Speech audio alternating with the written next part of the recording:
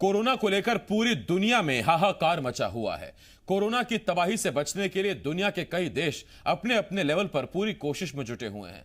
Corona इसलिए भी पूरी दुनिया और इंसानियत के लिए घातक है क्योंकि अब तक इस महामारी की ना तो कोई अप्रूव दवा है और ना ही कोई वैक्सीन। हालांकि दुनिया के कई देश इसकी वैक्सीन और दवा बनाने के लिए जुटे हुए हैं और उम्मीद है कि जल्द ही उन्हें इसमें कामयाबी मिलेगी और इंसानियत का दुश्मन ये वायरस जल्द ही इस दुनिया से खत्म होगा। महामारी को खत्म करने के लिए वैक्सीन और दवा बनाने में काम कर रहे दो डॉक्टर्स हमारे साथ अब से कुछ देर में जुड़ेंगे। डॉक्टर मुकेश कुमार, आप एसोसिएट प्रोफेसर हैं जॉर्जिया स्टेट यूनिवर्सिटी अमेरिका में, और इसके साथ साथ हमारे साथ डॉक्टर हिमांशा सिंह, आप साइंटिस्ट हैं कैम्ब्रिज यूनिवर्सिटी में। दोनों डॉक्टर्स हमारे साथ जुड़ रहे हैं। मैं बहुत बहुत स्वागत करता हूं आपका और आप दोनों के पास मैं आऊंगा, लेकिन उससे पहले हम आपको बताते हैं कि क्यों कोरोना इतना घातक है। इस वजह से क्योंकि ना तो इसकी अब तक कोई दवाई निकल कर सामने आई है और ना ही इसका कोई वैक्सीन अभी तक इजाद किया जा चुका है। और ऐसे में हम आपको यह बता रहे हैं कि आप कोरोना में क्या ना खाएं। देखिए, कच्चा मांस खाने से बचें, मीट को अच्छे से धोकर, बहुत अच्छे से धोकर पका कर खाएं। इसके साथ साथ कच्चे अंडे बिल्कुल ना खाएं। कुछ लोग प्रोटीन के लिए और बॉडी बिल्डिंग के लिए कच्चे अंडे खाते हैं, बिल्कुल ना खाएं। हरी सब्जियों को बिल्कुल भी कच्चा ना खाएं, यानी सैलेड के तौर पर मत लीजिए प्लीज। अभी इसको सब्जियों को पका कर ही खाइए, हरी सब्जियों को। ये हमने आपको बताया कि क्या ना खाएं, लेकिन क्या कोरोना से निपटने के लिए हम दवाई या वैक्सीन की तरफ आगे बढ़ रहे हैं, यह हम जानने की कोशिश करते हैं। सबसे पहले डॉक्टर मुकेश कुमार जी, आप एसोसिएट प्रोफेसर हैं जॉर्जिया स्टेट यूनिवर्सिटी में अमेरिका में। डॉक्टर मुकेश, मैं आपके पास आ रहा हूं और आपसे मेरा पहला सवाल, हमें यह पता लगा है कि आप और आपकी टीम बहुत कड़ी मेहनत कर रही है और उस कड़ी मेहनत के बाद करीब करीब आप नजदीक पहुंच रहे हैं उस अमूल्य दवाई के लिए जो कोरोना को मात दे सकती है। जी हाँ, मेरी टीम, हम लोग यहाँ पे जॉर्जिया स्टेट यूनिवर्सिटी में अपनी बायोसेफ्टी लेवल 3 में बहुत पहले से हम वायरोलॉजी पे रिसर्च कर रहे हैं। ऐसे सिमिलर वायरस और ऐसी दवाइयों पे बहुत सालों से मेरी टीम खोज कर रही है और जैसे ये कोविड-19 आया तो हम लोगों ने इस पे भी काम करना शुरू किया। यूजली हम न्यू ड्रग डिस्कवरी में जाते हैं लेकिन उसमें टाइम लगता है क्योंकि आपको सेफ्टी, एफिकेसी और सब कुछ करना पड़ता है। लेकिन इस पेंडेमिक को देखते हुए हम लोगों ने जो स्ट्रेटजी अपनाई वो थी ड्रग रीपर्पजिंग की, जिसमें कि जो पहले से एफडीए अप्रूव ड्रग है, जो कि बहुत सारे ड्रग हैं, अगर हम उन्हें एक एक करके अपनी लैब में टेस्ट करेंगे वायरस के, लाइव वायरस के खिलाफ, और देखेंगे कि अगर उनमें से कोई ड्रग इफेक्टिव है तो उस ड्रग को शायद आगे ले जाया जा सकता है। तो हमने ऐसा ही किया, हमने बहुत सारे ड्रग लिए जो कि ऑलरेडी एफडीए अप्रूव है, उसको अपनी लैब में वायरस पे, ह्यूमन कोशिकाओं पे, सेल्स पे, एनिमल्स पे टेस्ट किया और हमने पाया कि जो एक पर्टिकुलर जो एक दवाई है अरोनाफिन करके, वो काफ़ी इफेक्टिव है। तो हम उसका आगे परीक्षण करने के लिए ले जा रहे हैं। इसके साथ साथ हम और भी कंटिन्यू देख रहे हैं कि और कौन कौन सी दवाइयाँ और कौन से कॉम्बिनेशन ज़्यादा इफेक्टिव हो सकते हैं। डॉक्टर हिमांशा, मैं आपके पास आऊंगा, लेकिन उससे पहले डॉक्टर मुकेश के बारे में हम ये जरूर बताना चाहते हैं कि डॉक्टर मुकेश इंदौर में रहकर ही मऊ के वेटनरी कॉलेज से उन्होंने ग्रेजुएशन किया। उसके बाद वो जॉर्जिया चले गए, यानी कि मध्य प्रदेश कनेक्शन डॉक्टर मुकेश का है। और इसके साथ साथ डॉक्टर हिमांशा जो हैं उनका भी मध्य प्रदेश, वो मध्य प्रदेश की बेटी हैं। हमें गर्व है आप दोनों पर। डॉक्टर हिमांशा, मैं आपके पास आता हूं, लेकिन उससे पहले डॉक्टर मुकेश, जब अमेरिका में पहला केस सामने नहीं आया था उससे पहले से आप इस पर काम कर रहे थे और इसके साथ साथ रूमेटाइड आर्थराइटिस के इलाज में अब तक जो दवा इस्तेमाल हो रही थी, क्या वो दवाई उसी को आप उसको आगे बढ़ा रहे हैं, उसमें कुछ नई खोज कर रहे हैं, या पूरी तरह से ये नई खोज है? देखिए, इस पर्टिकुलर दवाई की तो नई खोज है कि ये दवाई इस वायरस के खिलाफ कारगर है। पहले इस दवाई का टेस्ट किया गया है अदर बीमारियों में, जैसे कि एचआईवी में, पैरासाइट इन्फेक्शन में, और काफ़ी एनकरेजिंग रिजल्ट्स आए हैं। लेकिन इस कोरोना वायरस के ऊपर इसको पहले कभी नहीं टेस्ट किया गया था, वो हमने पहली बार किया। That's a part of the study जिसमें हमने बहुत सारे ड्रग टेस्ट किए, तो उसमें ये भी हमने टेस्ट किया क्योंकि रूमेटिक आर्थराइटिस पर हमारा ज़्यादा फोकस था। क्योंकि आप देखें कि बहुत से आर्थराइटिस के ड्रग्स लाइक हाइड्रोक्सीक्लोरोक्विन और बड़े अदर ड्रग जो इम्यूनोमोडुलेटर्स हैं वो काफ़ी इफेक्टिव, थोड़े इफेक्टिव साबित हुए हैं और काफ़ी सारे ड्रग क्लिनिकल ट्रायल्स में भी है। तो हमारा फोकस था इस टाइप के इम्यूनोमोड्यूलेटर्स के ऊपर काम करने का, जो कि सिर्फ वायरस ना मारे, बजाय कि आपकी जो केमिकल्स है, साइटोकाइन स्टॉर्म, इन्फ्लेमेशन जिसके कारण आपको इंजरी होती है, वो भी कम हो जाए, जो कि हमने देखा है कोविड-19 पेशेंट में काफ़ी ज़्यादा होता है। डॉक्टर मुकेश, मैं लौट रहा हूं आपके पास। डॉक्टर हिमांशा, मैं आपके पास आ रहा हूं और आपसे जो मेरा पहला सवाल होगा उससे पहले मैं दर्शकों को ये जरूर बता दूं कि डॉक्टर हिमांशा उस टीम की सदस्य हैं, उस टीम की मेंबर हैं जो साइंटिफिक तौर पर कोशिश कर रही है कोरोना को मात देने के लिए। 2 एप्स यानी मोबाइल एप्लीकेशन भी अभी हाल ही में डेवलप किए गए हैं जिनके नाम है थंबा एम्स और सोलेट। थंबा और सोलेट, ये 2 एप्स किए गए हैं। लेकिन सबसे बड़ी बात यह है कि मध्य प्रदेश की बेटी हैं, तो डॉक्टर हिमांशा सबसे पहले तो बहुत गर्व है आप पर, और दूसरी बात ये जो 2 ऐप अभी हाल ही में डेवलप किए गए हैं, क्या ये काम करते हैं, कैसे काम करते हैं, और कोरोना से लोग बचे रह सकें इसके लिए इनमें क्या खास बात है? हाँ, थैंक यू। शुक्रिया मुझे यहाँ बुलाने के लिए। तो आपने ऑलरेडी इंट्रोड्यूस कर ही दिया है थांबा ऐप और सोलेट ऐप। तो मैं आपको पहले थांबा के बारे में बता देती हूँ। अब हम सभी जानते हैं कि सोशल डिस्टेंसिंग कितनी ज़्यादा ज़रूरी है अभी इस टाइम पर।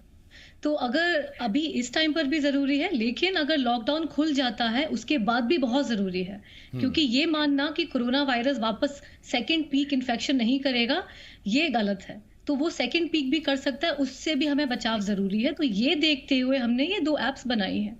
थांबा जो ऐप है वो एक अनोनिमस ट्रैकिंग एल्गोरिदम से काम करती है, और वो आपको इंडिविजुअली ट्रैक नहीं करती, तो आपकी प्राइवेसी प्रोटेक्टेड है और आपकी पर्सनल इंफॉर्मेशन वो नहीं लेती। लेकिन ये उस सिस्टम पर काम करती है कि जहां लोग एक एरिया में क्लोज प्रॉक्सिमिटी में आएंगे, जैसे अगर आप 2 मीटर का डिस्टेंस आपको मेंटेन करना है, अगर आप नहीं करेंगे और अगर एक भीड़ इकट्ठी करेंगे, तो वो एक मैप पर आपको as a red heat spot दिखने लग जाएगा। तो ये बहुत यूजफुल है कि अगर मैं घर पर बैठी हूँ, मुझे सोशल डिस्टेंसिंग मेंटेन करनी है, लेकिन जहां मैं जाना चाहती हूँ पोस्ट लॉकडाउन भी या अभी भी, और मुझे नहीं पता कि कहाँ भीड़ है, मैं इस ऐप को खोलकर मैप पर ये देख सकती हूँ कि यहाँ भीड़ है और मैं वहां उस जाने से अवॉइड कर सकती हूँ। और सबसे ज्यादा यूजफुल ये है गवर्नमेंट्स के लिए और अथॉरिटीज के लिए, जो वो इजीली ट्रैक कर सकते हैं कि कहाँ भीड़ जमा हो रही है। अभी आपको शायद पता होगा बैंगलोर पुलिस ड्रोन्स का सिस्टम भी यूज कर रही है। ये सब चीजें बहुत महंगी भी होती हैं, हमारी ऐप फ्री की है और ये एक नॉन प्रॉफिट है। तो एक बहुत सिंपल तरीके से बस आपको इसको डाउनलोड करना है, आपको कुछ नहीं करना, कोई कॉम्प्लिकेशन नहीं है, और अपने फोन में रखना है, दैट्स इट। तो ये है थांबा। और रही बात सोलेट की, तो सोलेट हमने इसलिए बनाया है क्योंकि इंडिया में इस टाइम पर बहुत जगह एक सप्लायर और एक कंज्यूमर का गैप शुरू हो चुका है। रिसोर्सेज कहाँ ज़रूरतमंदों को पहुंचने चाहिए और रिसोर्सेज कौन पहुंचा रहा है, ये इंफॉर्मेशन सोलेट आपको एक प्लेटफॉर्म पर बहुत इजीली एक्सेसिबल तरीके से दे सकता है। और ये इसलिए भी बहुत ज़रूरी है क्योंकि आई थिंक ये one of the first e commerce web platform है। तो जो एक छोटे स्मॉल मीडियम एंटरप्राइज होते हैं, जो छोटे ग्रोसरी स्टोर्स होते हैं, छोटे किराने की जो दुकानें होती हैं, वो अपने आप को इस पर लिस्ट कर सकते हैं और एक कनेक्टिविटी कर सकते हैं बहुत इजी तरीके से अपने एक लोकल नेबरहुड में। तो उससे ये होगा कि जब पोस्ट कोविड या अभी भी हमारा काम ये रहेगा कि इंडियन इकोनॉमी को स्टेबल करना है, और वो इकोनॉमी तभी स्टेबल होगी जब हमारे लोकल्स स्ट्रेंथ, मतलब उनका जब बढ़ेगा, तो उनको बढ़ाने के लिए ये है। तो सोलेट www.solate.co, वहां से एक वेब प्लेटफॉर्म है, और थांबा एक मोबाइल ऐप है। ठीक, यानी कि सोलेट एक तरीके से मीडियम है बायर और सेलर के बीच में, बिना आमने सामने आए उनके बीच में कम्युनिकेशन हो सके, वो डील हो सके उसके लिए। और जो थांबा ऐप है वो खास तौर पर ऐसे लोगों के लिए बनाया गया है जो हवा खाने के लिए बाहर निकलते हैं बिना किसी जरूरत के, और अथॉरिटीज के लिए बड़ा आसान हो जाएगा, जहां वो फिर रेड स्पॉट देखेंगे उसके बाद फिर अपनी कार्रवाई अथॉरिटीज करेंगी, जैसे इंडिया में दिखाई भी दे रहा है। डॉक्टर मुकेश, मैं आपके पास आ रहा हूं, उसके बाद फिर मानसा जी फिर आपके पास आता हूं। डॉक्टर मुकेश, हमने जो देखा वो अभी हमको पता लगा कि कोई ऑरोनोफिन नाम की ड्रग या टैबलेट है जिस पर आप काम कर रहे हैं, और एक तरफ दुनिया में बात चल रही है हाइड्रोक्लोरोक्विन की। यस। उसमें किस हद तक आप पाते हैं कि मलेरिया वाली ये दवाई कोरोना यानी कोविड-19 के इलाज में कारगर साबित हो सकती है? ये कितना हद तक आपने इसको पाया है? क्योंकि हर देश इंडिया से इस दवाई की मांग कर रहा है और न अभी तक ये नहीं पता चला कि ये वाकई कारगर है, नहीं है, ठीक कर रही है कि नहीं कर रही है। देखिए, अभी तक जो नतीजे सामने आए हैं उसमें तो बिल्कुल क्लियर है कि ये बिल्कुल भी कारगर नहीं है। अब एफडीए ने एक्चुअली में वार्निंग इश्यू की है कि कोई भी डॉक्टर इस हाइड्रोक्सीक्लोरोक्विन को प्रिस्क्राइब ना करें, क्योंकि जो अभी रिसेंट क्लिनिकल ट्रायल्स हुए हैं उसमें बड़ा ही अच्छे से ये पाया गया है कि कोई भी इफेक्टिवनेस नहीं है। ऑन द अदर हैंड कुछ कुछ पेशेंट्स में हाइड्रोक्सीक्लोरोक्विन की वजह से कुछ टॉक्सिसिटी और साइड इफेक्ट्स और एक्चुअली वर्स डिजीज पाई गई है। तो उस वजह से बड़ा ही केयरफुल रहने की जरूरत है अगर कोई भी हाइड्रोक्सीक्लोरोक्विन प्रिस्क्राइब करता है। हम सब जानते हैं कि हाइड्रोक्सीक्लोरोक्विन थोड़ी टॉक्सिक तो है ही, और इसके साथ साथ क्योंकि हम कोविड-19 के बारे में बहुत कुछ नहीं जानते हैं। पहले हमें लगता था कि ये सिर्फ लंग्स पे इफेक्ट करता है, लेकिन जैसे जैसे हम जान रहे हैं, हमें पा रहे हैं कि ये हार्ट पे भी करता है, इंटेस्टाइन में भी करता है, किडनी में भी करता है।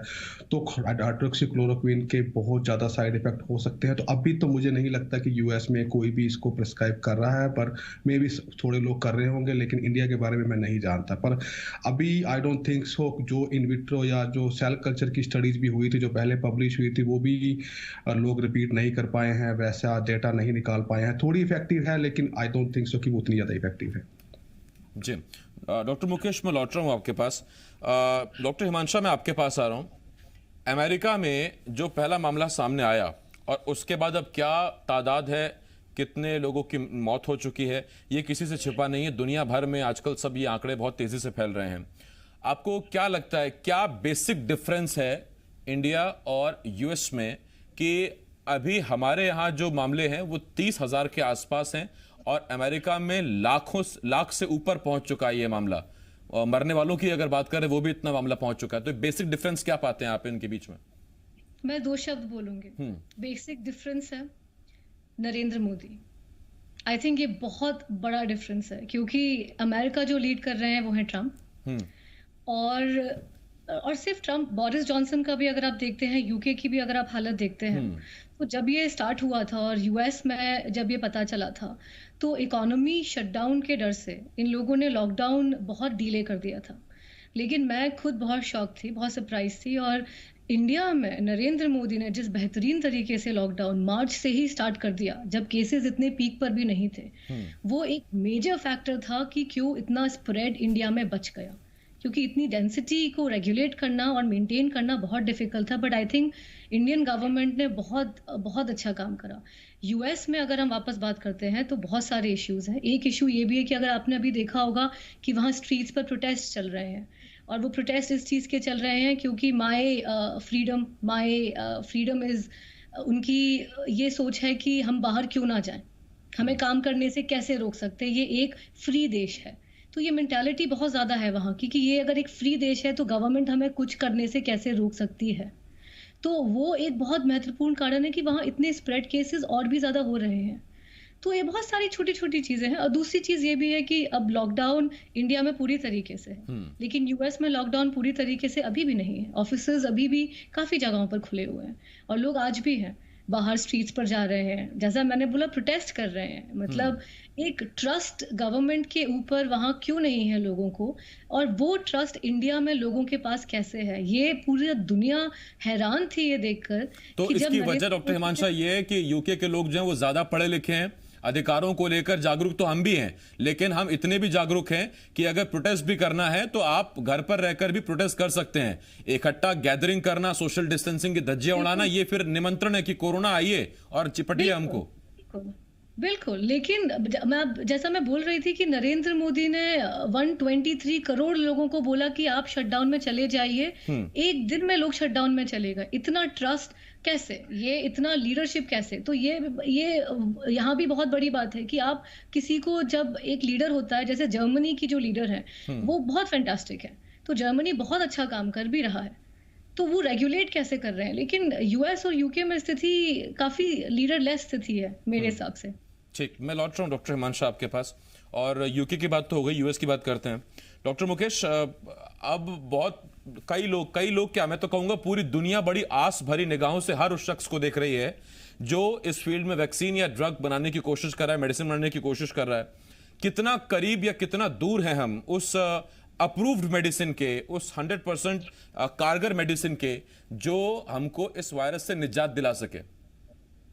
देखिए, वैक्सीन आने में तो समय लगता है, क्योंकि वैक्सीन की पहले सेफ्टी टेस्टिंग होनी है, फिर एफिकेसी टेस्टिंग होनी है, और एफिकेसी के लिए आपको पेशेंट्स भी चाहिए, तो दैट कुड बी ए उस चैलेंजिंग। पर जहां तक मेडिकेशंस की बात है, एंटी वायरस बहुत सारे ऑप्शंस है, क्योंकि हम नया वायरस नहीं है, हम बहुत सालों से जानते हैं उसको। कोरोना वायरस बहुत सालों से रिसर्च चल रही है, अच्छे से जानते हैं जीनोम को, अच्छे से बहुत से वैक्सीन कैंडिडेट है। पहले पुश नहीं किया गया क्योंकि इतना कोई पेंडेमिक सिचुएशन नहीं थी, तो कोई पुश नहीं कर रहा था। अब चूंकि पेंडेमिक सिचुएशन है, बहुत सी कंपनियां, बहुत से इन्वेस्टर पुश कर रहे हैं, तो बहुत से क्लिनिकल ट्रायल चल रहे हैं। तो I am sure with in few months, 1 से 2 महीने में बहुत से ऑप्शन आ जाएंगे। We just have to wait for this clinical trials to happen. हाँ, जहां तक वैक्सीनेशन की बात है, बहुत से अच्छे कैंडिडेट हैं मार्केट में जो कि काफी अच्छे साबित हो सकते हैं, लेकिन vaccine always takes more time than the anti virus. ठीक, डॉक्टर हिमांशु, मैं आपके पास आ रहा हूं और मेरा आपसे एक सवाल अभी और भी है। इंडिया में पीएम ने ही, और एक गवर्नमेंट ऐप है आरोग्य सेतु, उसमें बहुत से लोगों ने, ज्यादातर लोगों ने उसको डाउनलोड किया। और मुझे इसलिए ये सवाल याद आया कि जब आपसे मैंने पूछा था थंबा ऐप के बारे में और सोलेट ऐप के बारे में, तो थंबा ऐप के बारे में डिस्क्रिप्शन देते हुए आपने बताया कि ये आपकी प्राइवेसी को बिल्कुल भी उसका उल्लंघन नहीं करता है। और या तो इंडिया में बहुत लोगों को ये बात पता नहीं होगी कि आरोग्य सेतु से दरअसल वो ट्रैक भी हो रहे हैं, क्योंकि उनको ब्लूटूथ ऑन करने के लिए और लोकेशन ऑन करने के लिए कहा जा रहा है, तो उनको इस बात से फर्क ही नहीं पड़ता। दूसरा, मैं आपसे जरूर पूछना चाहता हूं कि जब आरोग्य सेतु हमारे यहां काम कर रहा है, तो क्या थंबा ऐप और सोलेट ऐप भी लोगों को डाउनलोड करना चाहिए, या आरोग्य सेतु के बारे में अगर आप जानती हैं तो ये ऐप दोनों वो काम कर रही है, या कुछ अलग पाते हैं आप इससे? फिर मैं सिंपल तरीके से एक चीज बताऊंगी कि आरोग्य सेतु और थंबा में बहुत बड़ा फर्क है। आरोग्य सेतु आपको ये नहीं बताएगी कि एक पॉपुलेशन डेंसिटी कितनी है ना, और वो एक इंडिविजुअल ट्रैकिंग सिस्टम पर काम करती है। तो उसमें आप जब डाउनलोड करते भी हैं, आपको एक इंटरैक्टिव मैप पर जाना भी होता है, तो बहुत सारी चीजें, बहुत अच्छी ऐप है, बिल्कुल यूजफुल भी है काफी चीजों के लिए, बट प्राइवेसी एक इश्यू है। लेकिन हाँ, आई थिंक इंडिया में वो अभी इतना हाइपर नहीं है। बट थांबा जो ऐप है, वो एक बहुत सिंपल एल्गोरिदम पर है, वो लोगों की इजीनेस को देखते हुए बनाई गई है। क्योंकि मैं ये उम्मीद नहीं करती कि कोई इंसान बैठकर एक ऐप पर 2 से 3 मिनट भी खर्च करे, वो उन पर इतना ज्यादा भी टाइम देखेगी। सिंपल चीज ये है कि आप एक डेंसिटी यहाँ पर ट्रैक कर सकते हो, पॉपुलेशन डेंसिटी, वो भी अनोनिमसली। और आरोग्य सेतु में आप एक डेंसिटी का एल्गोरिदम ट्रैक इतने इजीली नहीं कर सकते। आप ये बता सकते हो कोरोना किस चीज, कौन कोरोना पॉजिटिव है, कौन नहीं है, तो ये 2 अलग अलग चीजें हैं। तो I think social distancing maintain करने के लिए थंबा काफी यूजफुल होगी, और ये एक ज्यादा बैटरी लेती नहीं है। तो अगर लोग इसको डाउनलोड करेंगे तो उनको बहुत ज्यादा सुविधा होगी। उसमें डॉक्टर हिमांशु आजकल इश्यू नहीं है, लोग घर पर हैं, घर पर चार्जर है, इलेक्ट्रिसिटी है, कोई दिक्कत नहीं है, बैटरी का तो कोई लफड़ा नहीं है। और आजकल डेटा का भी भरपूर लोग इस्तेमाल कर रहे हैं इंडिया में, जब से डेटा क्रांति हुई है। एक छोटा सवाल मैं आपसे और पूछता हूं, मुझे डॉक्टर मुकेश के पास जाना है उसके बाद। यूके में कैसा रिस्पॉन्स है इस थंबा ऐप को लेकर? क्योंकि वहां आपका ऐप अगर बता भी रहा होगा कि इस जगह पर डेंसिटी ज्यादा है, तो पता लगा वहां लोग और पहुंचने लगे प्रोटेस्ट के लिए या दूसरी चीजों के लिए। और आपको उम्मीद है कि इंडिया में इसका प्रभाव देखने को मिलेगा? हाँ, आप मुझे हाइपर नेशनलिस्टिक कह सकते हैं, बट मैं ये जो काम है, ये शुभम सिंह और गौरव दास के साथ है, वो इंडिया में बेस्ड है, और हमारा लॉन्च ही इंडिया के लिए टारगेटेड है। यूके में हमने अभी लॉन्च करा नहीं है। ठीक, यूके में लॉन्च नहीं किया, और अगर कर भी देंगे तो उसके बाद की खैर जो चीजें होंगी वो बाद में सामने आएंगी। उसके बाद मैं फिर एक इंटरव्यू दे दूंगी आपके पास आकर, बता दूंगी। बिल्कुल डॉक्टर हिमांशु जी, आपका स्वागत रहेगा उस वक्त भी। मैं डॉक्टर मुकेश आपके पास आ रहा हूँ, और डॉक्टर मुकेश, मेरा आपसे एक सवाल, लोग एक सवाल जरूर जानना चाह रहे हैं और बतौर एक्सपर्ट मैं आपसे उसका जवाब चाहूंगा। चाइना में जब वुहान से शुरू हुआ कोविड-19 का फैलाव, उसके बाद एक स्थिति ये भी आई, एक दौर ऐसा भी आया जब वहां वो ग्रीन जोन हो गया, वहां पर एक भी पॉजिटिव नहीं रहा उसका। बाद में लॉकडाउन वहां खोल दिया गया और फिर आवाजाही और वो बाकी चीजें अपनी दुनियादारी शुरू हो गई। दूसरी बार जब वहां फिर मरीज सामने आया तो बताया गया कि इस बार उसके सिम्टम बिल्कुल अलग थे या तो बिल्कुल थे ही नहीं। ये कैसे होता है कि पहले हमको पता लगता है, बड़ी मुश्किल से हम लोगों को याद कराते हैं कि आपको खांसी आएगी, आपको जुकाम आएगा, आपको बुखार आएगा, आप कोविड-19 के पेशेंट हो सकते हैं, और दूसरी बात जब वो फिर आएगा तो हम कुछ और बताने लगेंगे उनको। ये कैसे होता है? बड़ा कंफ्यूजन है इसमें। देखिए, कंफ्यूजन नहीं, ये नई बीमारी है, हम काफ़ी कुछ जानते नहीं है इसके बारे में। देखिए, जो पहली बार जो इन्फेक्ट होते हैं, कई बार तो हमें पता भी नहीं होता कि वो कंफर्म इन्फेक्टेड हैं या नहीं है। कुछ लोग बहुत अच्छा इम्यून रिस्पॉन्स, जिसको हम बोलते हैं एंटीबॉडी, बहुत अच्छी जनरेट करते हैं, तो उससे क्या होता है कि दोबारा उनको इन्फेक्शन नहीं होता, पर सब लोग नहीं करते। कुछ लोग बहुत कम करते हैं, उनको अगर दोबारा से इन्फेक्शन हो जाता है, तो वो काफ़ी ज़्यादा हो सकता है। कोई कई बार ऐसा होता है कि अगर वो एंटीबॉडी कम है, वो आपको प्रोटेक्ट नहीं कर सकती, वो एक्चुअली में एनहांस कर देती है इन्फेक्शन। तो ऐसा पहले भी और बीमारियों में भी देखा गया है कि अगर आप दोबारा से इन्फेक्ट होते हो तो डिजीज काफी डिफरेंट लग सकती है, जैसे कि पहली बार आप इन्फेक्ट हुए थे। और कोरोना वायरस के बारे में हम पहले से जानते हैं कि ये इतनी अच्छी इम्यूनिटी, इतना अच्छा इम्यून रिस्पॉन्स जनरेट कभी भी नहीं करते हैं। तो हमेशा से ये इश्यू रहा है कि री इन्फेक्शन आपको कोरोना वायरस से हमेशा हो सकता है, पर पर्सन टू पर्सन बहुत ज्यादा वेरिएशन है, बहुत हेट्रोजेनियस इन्फेक्शन है, कईयों में ज्यादा है, कईयों में कम है। तो उसके डिपेंड, हर किसी में इम्यूनिटी डिफरेंट लेवल की है। तो ये जैसे जैसे डेटा लोग कलेक्ट करते जाएंगे उससे हमें पता लगता जाएगा। अदरवाइज अभी तो हम सबके लिए नई बीमारी थी और सब धीरे धीरे डेटा कलेक्ट कर रहे हैं। ठीक। डॉक्टर मुकेश, डॉक्टर हिमांशा, आप दोनों का बहुत बहुत शुक्रिया। आप हमारे साथ जुड़े। ऐसे बहुत से सवाल इंडिया वालों के थे जो जिनके जवाब वो जानना चाहते थे, और आप दोनों ने बखूबी उनके जवाब दिए, और बहुत आसान सरल शब्दों में आपने उसको जवाब दिया। अदरवाइज कई बार जो एक्सपर्ट्स बात करते हैं, फिर वो टर्म्स इतनी मुश्किल होती हैं, कॉम्प्लिकेटेड होती हैं कि उसको दिक्कत होती है समझने में। बहुत शुक्रिया।